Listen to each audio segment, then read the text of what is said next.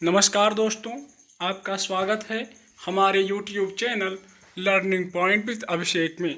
यहाँ आपको मिलता है प्रतिदिन शॉर्ट हैंड डिक्टेशन।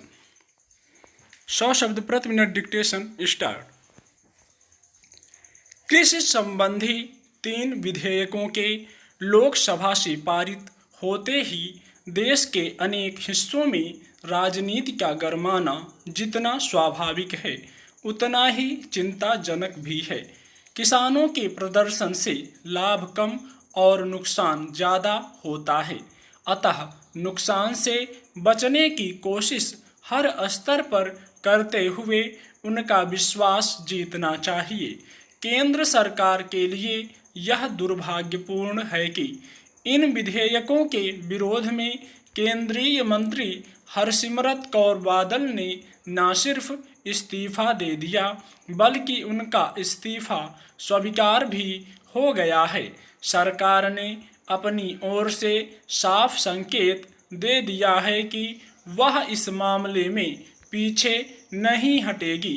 प्रधानमंत्री नरेंद्र मोदी ने कृषि संबंधी विधेयकों की पैरोकारी करते हुए स्पष्ट कर दिया है कि जो किसानों से कमाई का बड़ा हिस्सा खुद ले लेते हैं उनसे किसानों को बचाने के लिए इन विधेयकों को लाना बहुत ज़रूरी था। उन्होंने यह भी कहा कि ये तीनों विधेयक किसानों के लिए रक्षा कवच बनकर आए हैं। प्रधानमंत्री की भावना के अनुरूप ही किसानों को विश्वास में लेने की जरूरत है।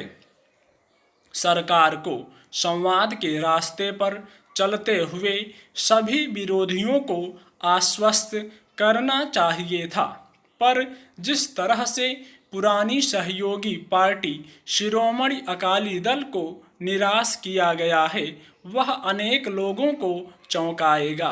अकाली दल अब सरकार से समर्थन वापस लेने की भी घोषणा कर सकता है। हालांकि इससे केंद्र सरकार की सेहत पर कोई फर्क नहीं पड़ने वाला। जिस तरह से विगत के अनेक बदलावों के प्रति केंद्र सरकार दृढ़ रही है वैसी ही दृढ़ता इस मामले में दिख रही है। दरअसल पंजाब और हरियाणा की राजनीति किसानों द्वारा संचालित रही है। पार्टियों और नेताओं में खुद को किसान सिद्ध करने की होड़ रहती है। ऐसे राज्य में शिरोमणि अकाली दल के केंद्रीय मंत्रिमंडल से बाहर जाने का सीधा अर्थ है कि यह दल किसानों के विरोध को झेलने की स्थिति में नहीं है। लोकसभा में विधेयक के पारित होने से ठीक पहले मंत्रिमंडल से इस्तीफा देने की बजाय काफ़ी पहले ही विरोध स्वरूप हट जाना चाहिए था।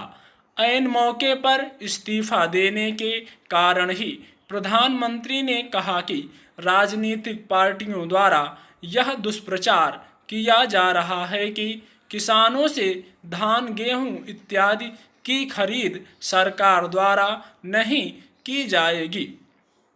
प्रधानमंत्री के इस आश्वासन से किसानों को राहत का एहसास जरूर हुआ होगा।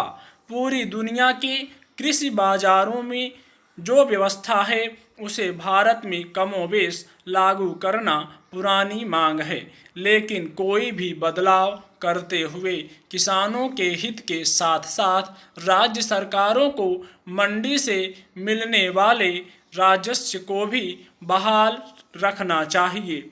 जो नेता खुद को किसानों का पक्षधर बताते हैं उन्हें आगे आकर किसानों के लाभ को सुनिश्चित करना चाहिए। कृषि क्षेत्र में खुला बाजार और कंपनियां हमारे देश में नई बात नहीं है। इस खुले बाजार में भी किसानों के हित की रक्षा करना सरकारों की जिम्मेदारी है। देश में किसानों की बदहाली से सभी वाकिफ हैं, इसलिए उनकी हर एक चिंता का निवारण करना सरकारों का प्राथमिक दायित्व है। यह भी ध्यान रहे किसानों का शोषण करने वाले लोग विदेश से नहीं आते, यही हमारे बीच से खड़े होते हैं। कृषि और कृषकों के दुश्मन दलालों और कंपनियों को स्थानीय स्तर पर ही संगठन की शक्ति से नियंत्रित करना होगा। स्टॉप।